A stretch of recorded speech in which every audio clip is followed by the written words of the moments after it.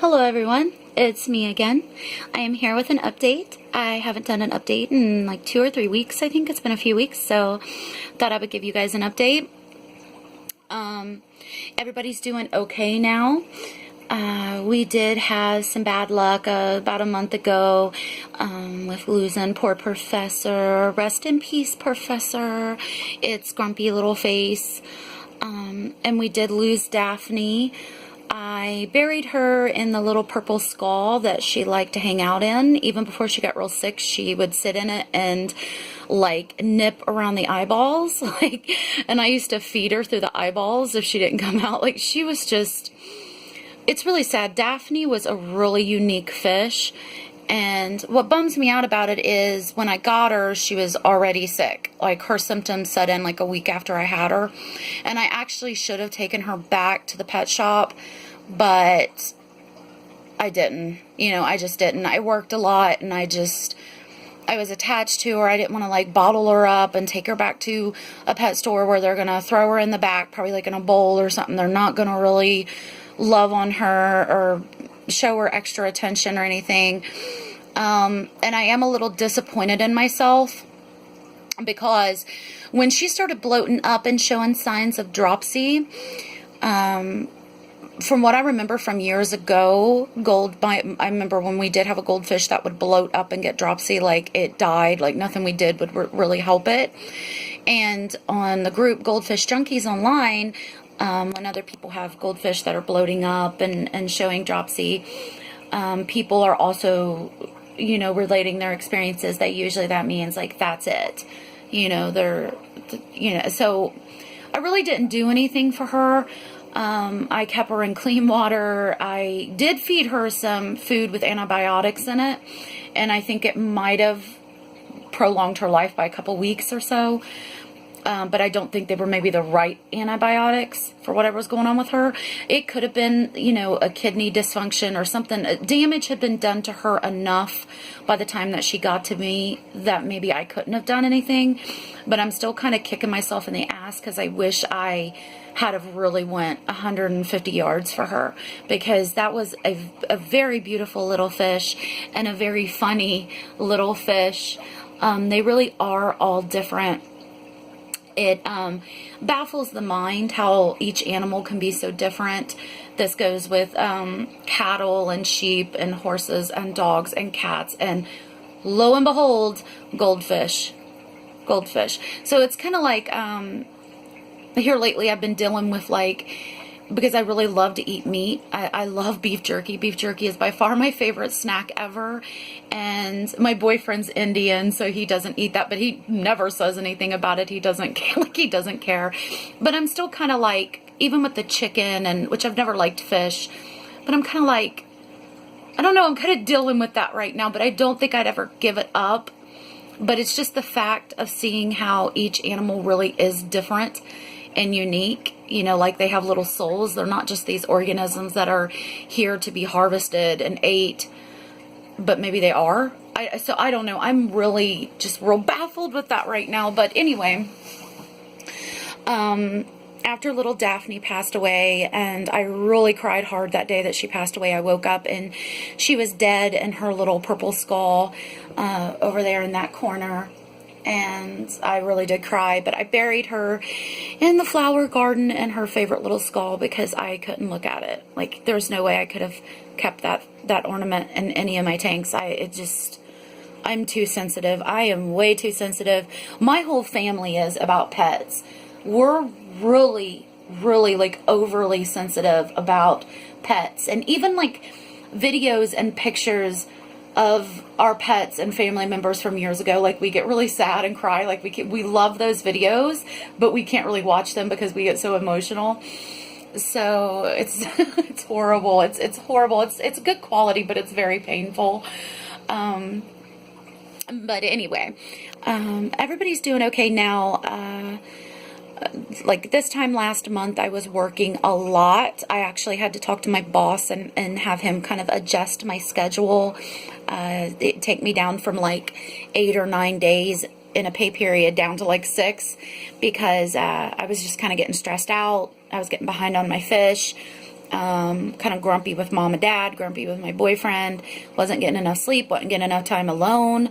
You know, I like to play video games and kind of chill out. I wasn't getting that. So, well, during that time before I got him to adjust my days, I did slack on some water changes. I think at one point I went, and look, I'm just on here being honest. I'm not here to present a fake image. I'm here to just relate my experiences. I'm kind of like a friend, you know, like, oh, I did this and I fucked up, you know. So I actually at one point went like 12 days without a water change. And this one, I think it was this one. And it affected everybody. It really did, because right after that, I finally gave him a water change. And a day or two after that, little Khumba was over here in the 75-gallon. I like the way he looks in the natural setting, and I wanted to prompt him to keep growing. So I had him in the bigger tank. Well, anyway,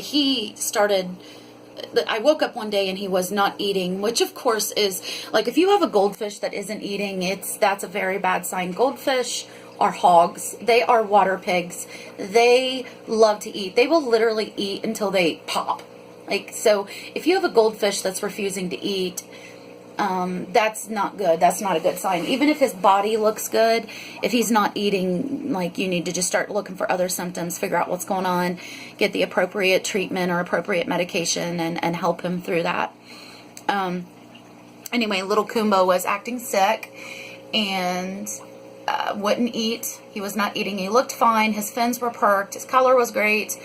But him not eating, I immediately knew something was wrong, and I was like, oh no, it's that sickness that poor Daphne had brought in, and I didn't quarantine her long enough, and like, oh my God, I'm telling you guys, quarantine your fish like for a month or two before you put them in with your main tank with your healthy fish. I mean it.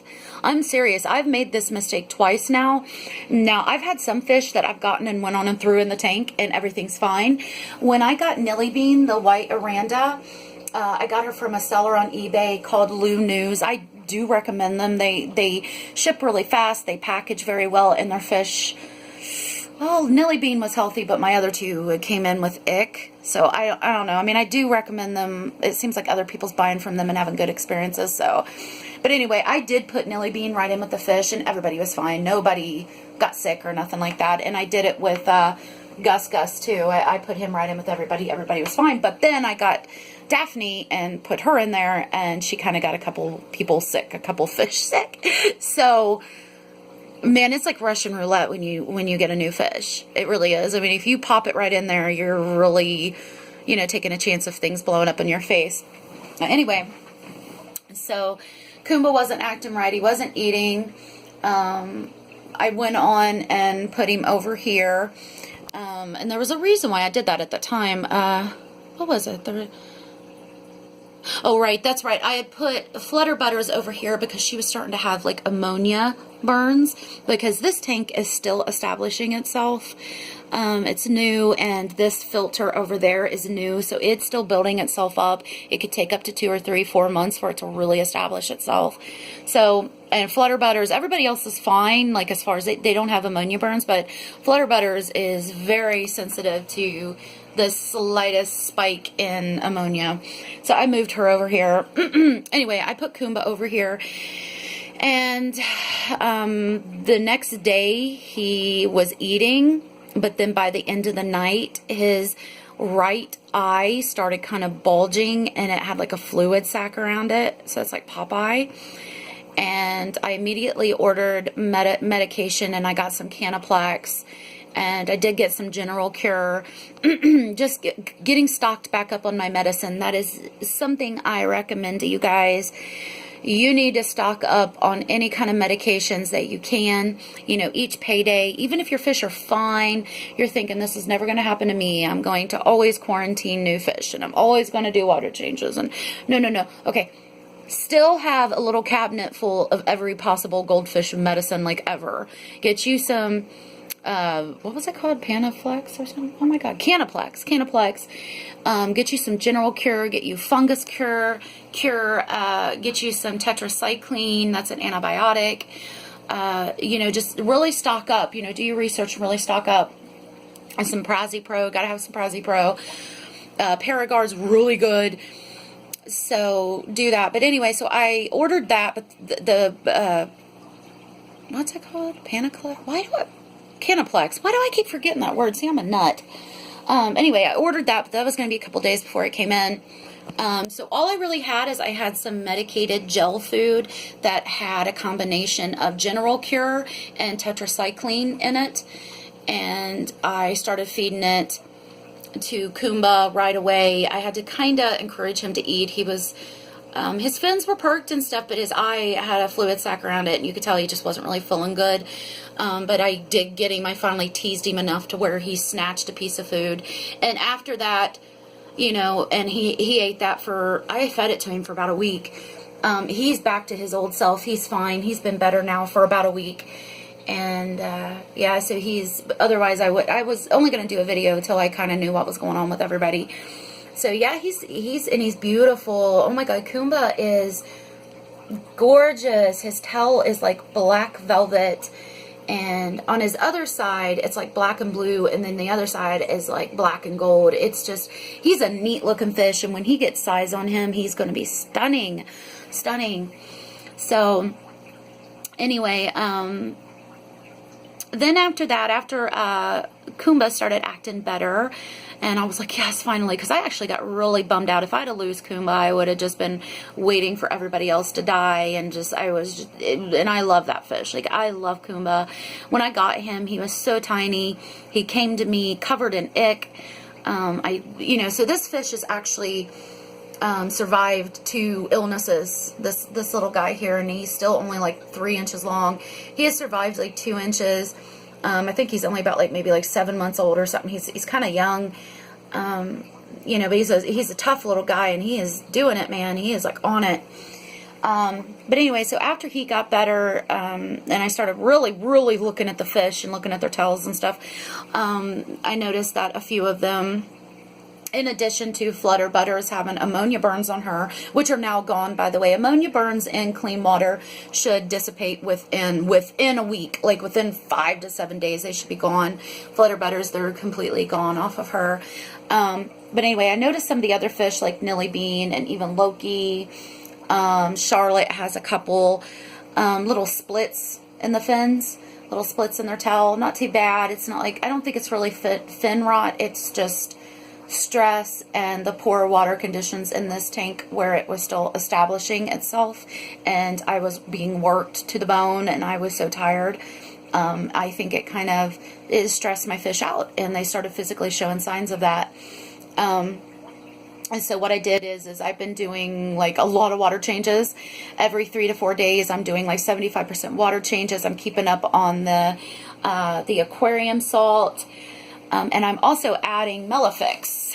I ordered a pack of 3 of these, and when I get paid Friday, I might actually go on and get some more, because again, I want to be stocked up on medications. Melifix, I do recommend this for simple, kind of minor little splits in the fins. You know, if your fish really does have fin rot, I would just go for more stronger like antibiotics. But if it's just tiny little splits in the fin or tiny little red marks in the fins or something, Melifix and water changes are going to help that. So now their tails are starting to really heal up, and keeping up on their water changes. These guys would be due for one tomorrow. That's why it's a little bit cloudy right now. In person, it's more cloudy than it is on the camera. But I don't know if you can see it down there on Loki's tail. You might be able to see a couple little splits. Right there? Yeah? Yeah, do you get stressed out? Did I stress you out? Did I stress you? You poor thing. You poor thing, I love you. I do. I'm sorry, honey. I'm sorry, honey. I'm working too much. Come here. I love you, buddy. He's so handsome. They actually just ate, so you'll see them kind of at the top gasping because their bellies are full. Virtually every goldfish I've ever had does that. I don't exactly know. It looks like Gus has still got a mouthful. Here in about 30 minutes, if he hasn't swallowed it, I'm going to chase him until he spits it out and then just go get him a piece of gel food. So he's having trouble chewing. Oh, actually, yeah, I fed him chicken. I fed him little pieces of chicken. This is only the second or third time that I've done that. I just give them little pieces. Everybody else has done chewed it up except for Gus Gus back there. Probably stole somebody else's piece and eating it right now. And little Benny Jets looks like he's still munching on his too. You can feed them like boiled or fried chicken. Just kind of, you know, get it really wet and split it apart in little shards, like comes off in little strings and stuff. You know, don't give them a big giant piece, but it does kind of, you know, boost their protein. It's probably really good for younger fish. Some of them are going to have more trouble chewing it. You probably want to watch that. He's going to be okay. He's probably going to be okay. I've seen them do this on chicken before. But you just want to keep an eye on him, I guess. Like what I said, if he doesn't get it down in the next like 30 minutes, I'm going to chase him with my hand until he spits it out. And then I'll just go get him a piece of gel food so he can have his dinner. If your fish ever does swallow something, for me at least, the situations I've been in, if they ever grab something that you don't want them to have or something, if you kind of just chase them with your hand or a net, they get so scared. They're like, oh shit, and they spit it out. So that's like a good way to get them to spit something out, is just chase them and they'll spit it out. Yeah, so everybody's okay right now. You can see little Nelly Bean splits in her fins. I just added some Melifix, and tomorrow they'll get I'm going to do like an 80% water change on this tank tomorrow. And then the day after that, this one will be due. I actually did this tank just, not last night, but the night before. So that's why it's really clear. And this one's due, I don't know, maybe I'll go on and do it tonight or tomorrow. A really big one, like 80%. Give them some fresh water, make them feel good. The biggest problem right now, I would only have to be doing one water change a week, but this filter over here is still establishing itself. That can take anywhere from 1 to like 2 months typically. I have one viewer who's having a lot of problems with that. He's been trying to establish his tank since February. Oh my God, I am like so sorry about that. I don't know. I mean, it's like what I told you. You can, let me see, where could I start? You go get you like a few bottles, not just one, but get you like 3 bottles of Tetra Safe Start. Go on and put them in your tank. It ain't going to hurt anything. Depending on the size of your tank, if you have a 20 gallon, put 1 bottle in there. You know, wait like 3 or 4 days. When you do your water change, after your water change, put another bottle in there. If you have anybody that has aquariums with any kind of fish, freshwater fish, ask if you can borrow some of their biomedia from their filters. Pop it in your filter. That's going to help get like your good bacteria going. Do water changes like twice a week. Don't do them every day. Don't do them every other day. It's just too much. It's kind of pointless. I'm sure it does help, but to me it's kind of like, you know, I mean, God, I screwed up and I slacked, but I still don't think you should do them every day or every other day. I just think it's kind of excessive. So what I've also been doing here lately, my boyfriend introduced me to the idea that if you speak and you think really positive things, that it can really affect your environment and the things around you and the things that you care about. There's a YouTube video about a real experiment that a scientist did on water. He would take a glass of water and speak a positive word to it, like love, happiness, children, kindness, like just happy, positive words, and then immediately freeze it, and then take pictures, magnified pictures of the frozen water crystals. And what they found is the water that they had spoke positive to had beautiful, beautiful water crystals in it. Like, they looked like little beautiful snowflakes from heaven. Just gorgeous. And then they also did the same experiment on a different cup of water, but would speak negative things like hate, anger, I hate you, and you're ugly, and just horrible things. And would freeze it and then magnify it and take pictures. And the ice crystals were all bloggy and all just ugly. They didn't even look nothing like the other water crystals that were spoken positively to. So it sounds far-fetched. I know what some of you are thinking, this is some hippie crap and this is really far-fetched. Hey, you know what? It doesn't hurt anything if it helps, you know, and but in my heart, personally, I think that it is true. And which I always have spoke really sweetly to my animals. I don't just pet them and look at them. Like, I talk to them. I talk to my fish. And so here lately I've been making sure to talk more to them and tell them they're beautiful and I love you. And I've even been saying, grow big, you know, become a big fish. It's going to be a big fish. And actually here lately, little Charlotte back there underneath the filter intake right there is actually having a growth spurt right now. And I was like, wonder if that's because I've been telling her she's going to be a big fish.